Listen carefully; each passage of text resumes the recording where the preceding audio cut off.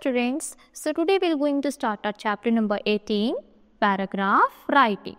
तो paragraph writing क्या होती है? देखो, हमें कोई भी एक टॉपिक दे दिया जाएगा, फिर हमें उसके ऊपर एक पैराग्राफ लिखना है.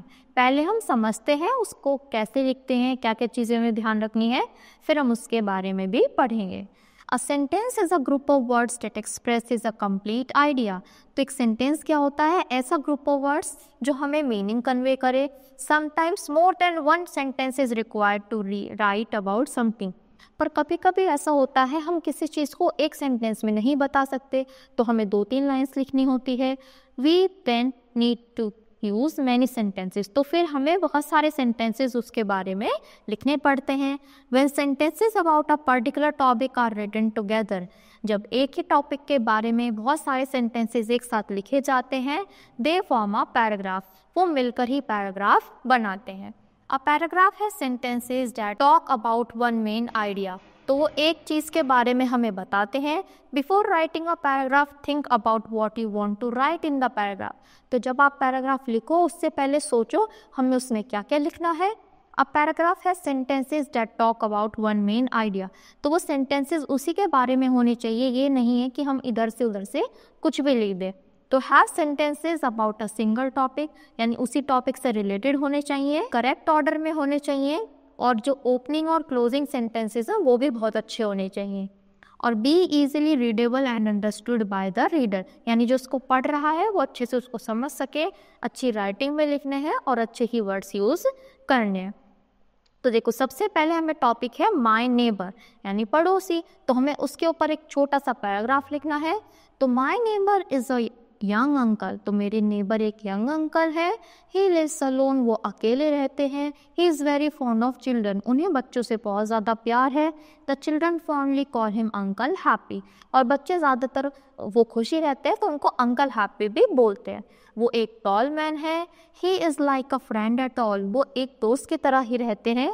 ही लव्स टू फीड बर्ड्स, और वो बर्ड्स को खाना भी देते हैं, पानी रखते हैं अच्छे से.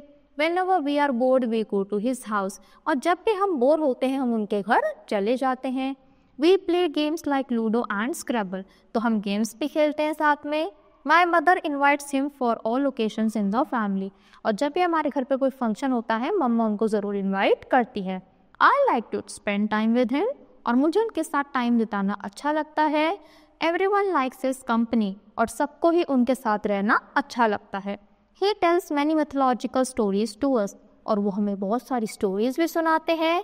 He encourages us to do things at the right time, और वो हमें encourage भी करते हैं कि हमें क्या क्या चीज़ें encourage करते हैं कि हमें मतलब कौन सी चीज़ें किस टाइम पर करनी चाहिए, और हमें बहुत ही ज़्यादा चीज़ें वो नॉलेज भी देते हैं.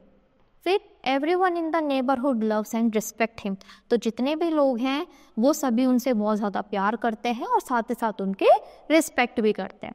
तो देखो, जैसे हमने एक टॉपिक पढ़ा उसके ऊपर ही रिलेटेड लाइन थी, नेबर से हम इधर उधर गए नहीं, तो टॉपिक पर ही रहना है, उससे रिलेटेड ही लाइन्स लिखनी है. फिर आता है हमारा नेशनल फ्लैग. तो the national flag is a symbol of national pride and unity. तो ये हमारी प्राइड का, हमारी क्या है, यूनिटी का क्या है, एक सिंबल है. Every nation has its own flag for which it is proud of.